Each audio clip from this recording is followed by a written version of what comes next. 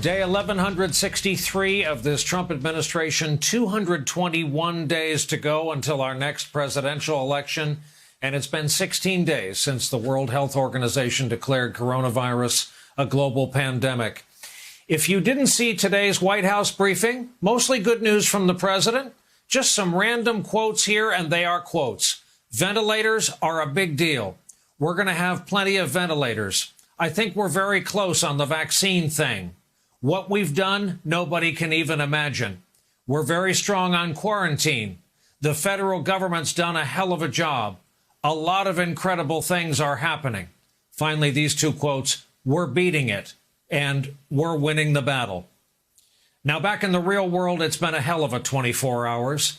The U.S. went over 100,000 cases. We lead the world tonight and then some. 8 days ago, we reported 18,000 at this time of night. Today, the president signed that $2 trillion rescue bill, and he is now officially using that Defense Production Act, allowing him to basically take over supply lines and force companies like General Motors to make ventilators.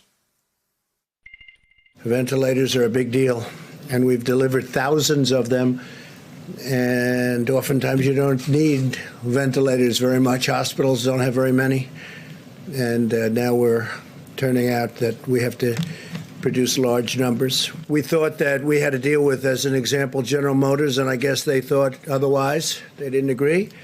And now they do. They do agree. Last night you told Sean Hannity you didn't think that there was a need for 30 or 40,000 ventilators, yet today you basically federalized General Motors to produce tens of thousands. Well, I think there's a very good chance we won't need that many.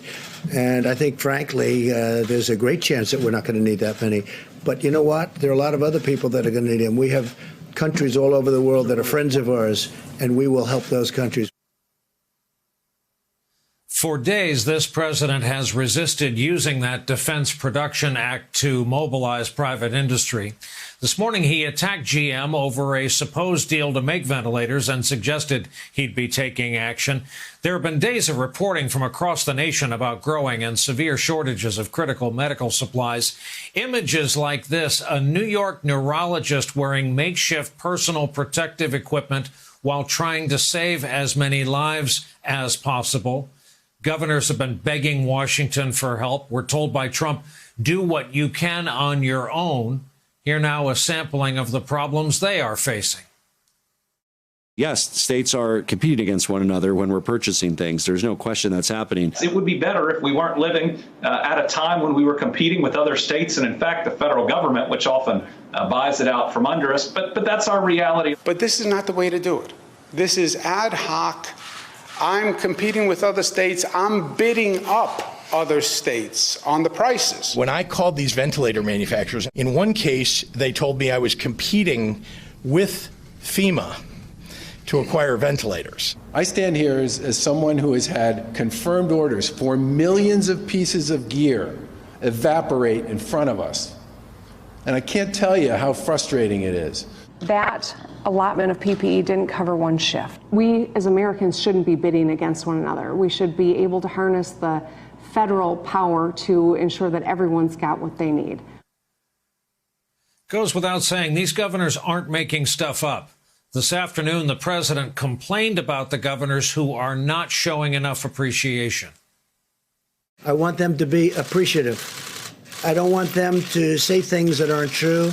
I want them to be appreciative. We have done a job the likes of which nobody's seen. When they're not appreciative to me, they're not appreciative to the Army Corps, they're not appreciative to FEMA. It's not right.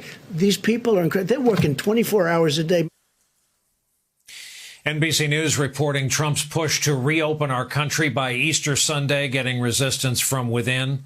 Aides are worried that giving specific timelines or dates could backfire. There was some evidence watching that briefing today he might be dialing back a bit. On Monday will be the end of the 15 days to slow the spread of the virus. Do you expect that you will simply renew the guidelines, or do you expect that there could be some modification? And we'll be sitting down on Monday or maybe Tuesday, depending on which is the best for everybody, and we'll be making that determination. Okay? We'll be making it. And by the way, obviously, we're not doing it for New York. We are talking about possibly other parts of the country which really aren't affected to any major degree. Or maybe we won't do that because maybe at the advice of a lot of very talented people that do this for a living, they won't want to do that. They won't want to expose anything. They want to do it all at one time. These are the kind of things we'll be talking about. Today, on the day, House members had to rush back to Washington on virtually empty aircraft to vote on that emergency relief package in a socially distanced House chamber. We learned that a fourth House member has indeed tested positive. The reason for the House members' hasty return at a time when travel is strongly discouraged, one guy, one Republican member of Congress from Kentucky, Thomas Massie, there he is. He failed in his attempts to force a recorded, not voice vote, and the bill was passed. Most of his colleagues are furious at him. Some said so out loud on the House floor. Tonight, the White House released this photo from the president's bill signing a few hours later.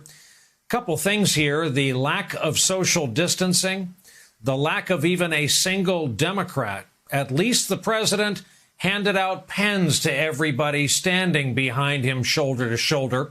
So now they have that keepsake. Let's hope that's all they have. Speaker Pelosi was not invited to the event, not even as a courtesy. It was a straight party line gathering. We saw the president sign the bill, and he was a dangerous president. It was so sad to hear him say as he signed the bill, just think back 20 days. 20 days ago, everything was great. Everything was great. And now, 20 days later, we have this challenge. No, 20 days ago, we had nearly 500 cases, 17 deaths. We had a threat that he chose to ignore. Meanwhile, as New York remains the center of the outbreak with the most cases, New Orleans, Chicago, Philly, and Detroit are also seeing a surge in cases. The numbers are on the rise in Florida, where Governor Ron DeSantis has decided to issue a full stay-at-home order. He's focusing on keeping visitors out of the state. There are now even checkpoints into the Florida Keys to keep tourists away. I will be adding to my New York executive order. We will be requiring the same for travelers from New Orleans, Louisiana, and other parts of Louisiana to self-isolate for 14 days. So the vacation rentals will be suspended for 2 weeks. If you're in one now, then finish and go home.